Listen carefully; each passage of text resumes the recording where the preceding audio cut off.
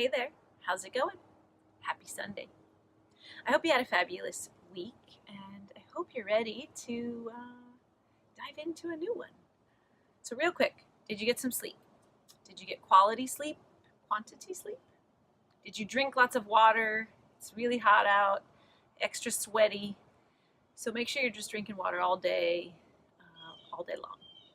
Did you move your body with purpose? The purpose can be to stretch. The purpose can be to burn off some extra calories or just some extra stagnant energy. The purpose can be to relax and relieve some stress. Did you find a moment throughout your week to just sit, to be still, and to practice just being and not doing? It's okay. If you didn't go 4 for 4, that's quite all right. Just notice what you did well and maybe bring a little attention to where you struggled moving into this week.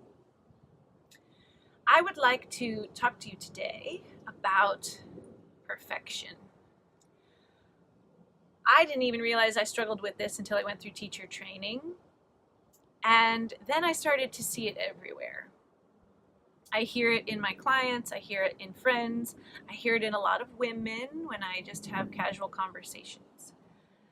And we have this strive, this drive, this need for perfection. And unfortunately, perfection isn't a real thing. I mean, maybe in math and in science you can create something perfect, but when it comes to our lives and our bodies, there's no such thing as perfection. I understand why we think this. We see models in magazines that have perfect bodies, many of which who have had cosmetic surgery or have been enhanced photographically, with some Photoshop to make them look perfect. But that's not real life. We, as women, think that we need to be the perfect mother, the perfect employee, the perfect wife, the perfect friend, the perfect everything. And we're trying to do all of these things perfectly, and it's not possible. And so that attachment to that outcome is going to leave you feeling unsatisfied for sure. So you've heard the term, it's progress, not perfection, or the phrase, right? And that's very true, but I want to spin it to you a different way, and then there's a little journal activity that goes with it. So I want you to start thinking about participation over perfection. So the next time you are feeling like you're not doing well because it doesn't look perfect, or you didn't get to check off every single thing on your list, understand that as long as you're participating and you're creating action towards that goal, you're doing the work. You're succeeding by participating. When I go to a client and I say, "So, how's your week?" or "How's it been going?" Sometimes I get responses like, "Well, I didn't work out, so it was crap.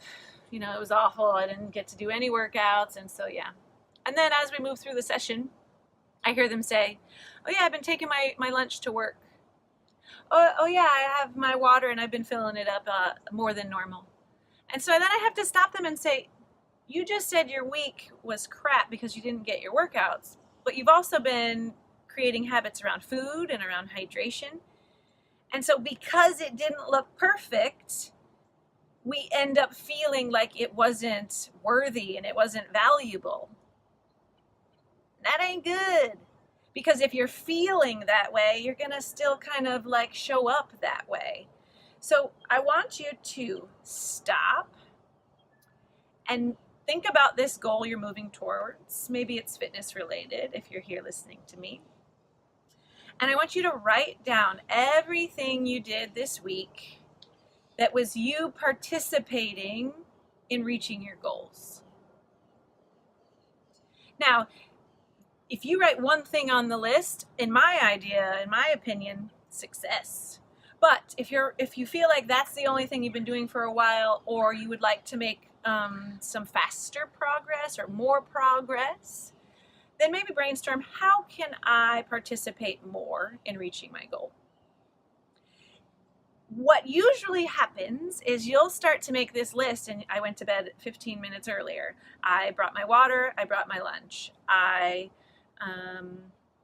noticed that my clothes were fitting better, and so I celebrated, and I took myself, to get a pedicure, right? So those are all things that you are actively doing to reach your goal.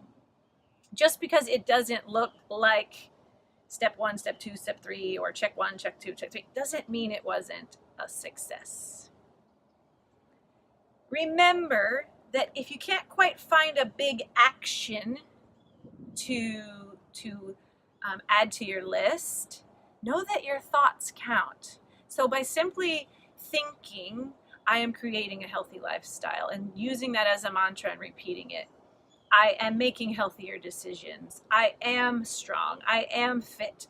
Repeating these mantras and thinking about how you are participating is actually one of the things you can write down on your list. Let go.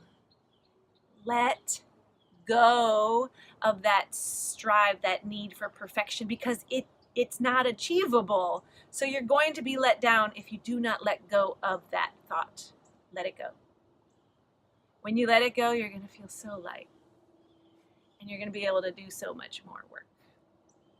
I hope you have a wonderful rest of your Sunday.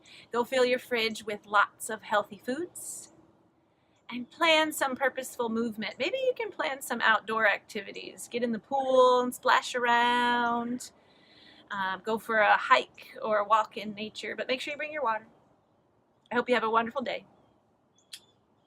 Toodles.